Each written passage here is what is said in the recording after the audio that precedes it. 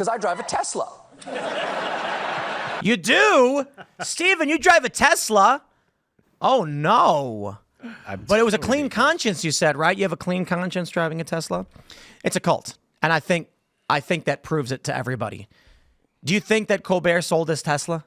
I don't think so. I wonder. The mothership came up with new messaging, and boy, you have to move fast. You know, you saw what happened to JK Rowling, right? Lifetime member of the cult in good standing, every single opinion, check that box. One opinion off, you're done.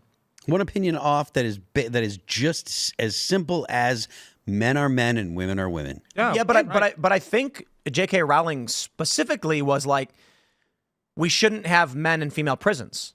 Yeah. I think that was the first issue that she brought up. She's like, wow, a man was placed in a female prison, and that's scary. And then they went after her for it. Yeah. And then someone put up a billboard that said, I heart JK Rowling, and they called it hate speech and took it down, which is insane. And then Billboard Chris explained how famously he in Canada did the same thing, and they called it hate speech and took it down. Yeah. Just saying, I heart JK Rowling. Yeah. Well, don't watch Harry Potter on, what is coming on, HBO? I heart JK. I heard they're race-swapping Snape anyway, so I will not be watching it. It's wild that they're remaking. Remake? Well, I mean, bro, it's been 20-something. It's been 20 years, hasn't it? Wow. Yeah. I can't even believe that. You're old, Phil. I don't want to talk about it. I read the book when I was working at Ground Zero at 9/11. That's Yeah. when I got into Harry Potter. I was an actual adult when Harry Potter came out, and it was 20 years ago. I was a small child. I was not. I thought Colbert, I don't normally talk crap about people, particularly behind their back. It's things I wouldn't say to their face. I've had it out, not out for this guy. He's such a waste of talent. He is just garbage performance. Like, this guy, since his Colbert report, would just say fake stuff. He would just lie to people, but it was in the guise of comedy. Like, they act like they're news agents, and then one sentence, they'll just lie, and but it's okay, because I'm a comedian, so I'm allowed to lie to you. The clarification is the setup to the joke is implied to be the truth, and the punchline is implied to be the lie. But they will lie in the setup as if they're telling you the truth. Mm-hmm. So on The Daily Show a few weeks ago, with the gutting of USAID, the setup for the joke is, today, Elon Musk went into the USAID and began firing lots of people, cutting foreign aid to developing nations. And then blah, blah, joke. And you're like, wait, hold on. That first part's not true. They treat it like an actual news story, so you think it's true. That's the manipulation. He started it off with our co-president, Elon Musk. Not true. I don't know why you said that. It's not funny. People didn't even know if they were supposed to laugh. The audience half hold on. Like, I can understand what you're saying on that, but that's not nearly as egregious as how Colbert will be like, take a look at this. Here's a news clipping and a report, and he's lying to America about it. The purpose of the joke after the fact is to cover up the fact that he just gave you fake news. Yeah. Because then when they're called out on it, he goes, it was a joke. And then they go, yeah, it was a joke. You're so dumb. That's it, man. I've had problems with this guy since 2006. I made a YouTube video right at him in 2006 being like, you are a fake piece of crap. That showed him. I was like, you know what? I don't even care if people see my stuff. I put that energy out into the universe and they feel it. Because those vibrations, they get Yeah, and other people see it, and the ripples through 7 steps of Kevin Bacon. Everyone knows Kevin Bacon through 7 people.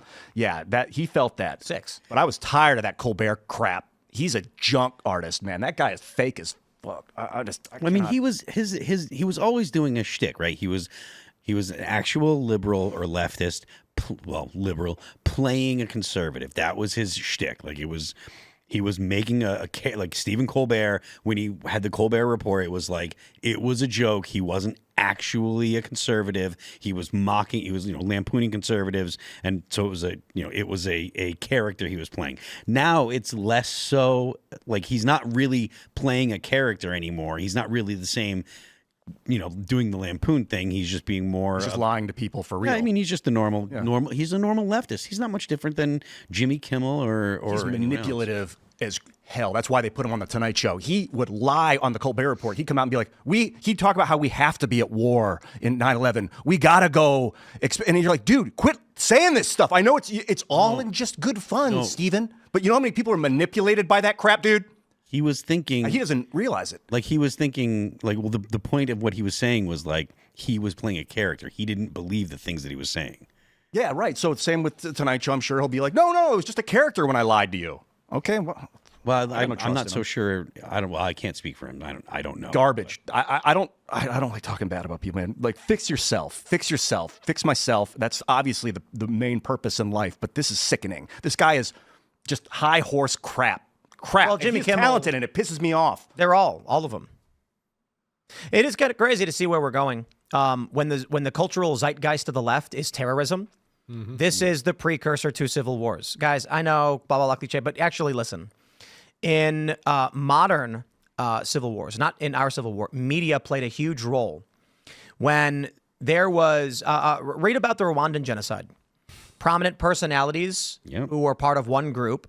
It was, what was the name of the group that, the Tutsi is the ones who got massacred, right? Hutu. Yeah. The Hutu would constantly make jokes about violence like this. They'd be like, it was a component of the media that it was culturally prevalent and normal among the Hutu to say the Tutsi are bad and should be wiped out and all those things. When they start going on TV and gloating and laughing about violence and terror against regular people, that's the direction we're going. And I'm sorry, there's no off-ramp. Unless you go to Colbert and say, Stephen, I'd like to explain to you how this is going to lead to chaos. I mean, I told this to Jack Dorsey's face, and y'all laughed at me, but who's laughing now? Nobody, actually, because we're all terrified. But when I was on the Rogan podcast with Jack Dorsey and Vijay Gadde, one of the last things we talked about, I said, if you guys keep doing this, you are pushing this country to a civil war. And they were like, I don't know about that. A couple years later, I was like Mike Cernovich, and he was like, remember when Tim Pool warned them in 2019? It's been 2 years, and then all this stuff is happening. Yeah, now it's 2025, and it's worse than we've ever seen. The swattings and the terror attacks is the worst we've seen it. When you have the Summer of Love riots, it's bad, but it's indiscriminate. It was just leftists going crazy in their own cities. Today, there were 2 assassination attempts on Donald Trump, technically a third foreign one, but I mean 2 domestic ones. And now you have directed terrorism from the left targeting conservative personalities at their homes. Thanks for checking out this clip from Timcast IRL. Make sure to watch the show live Monday through Friday at 8 p.m. Subscribe to this channel, and we will see you all there.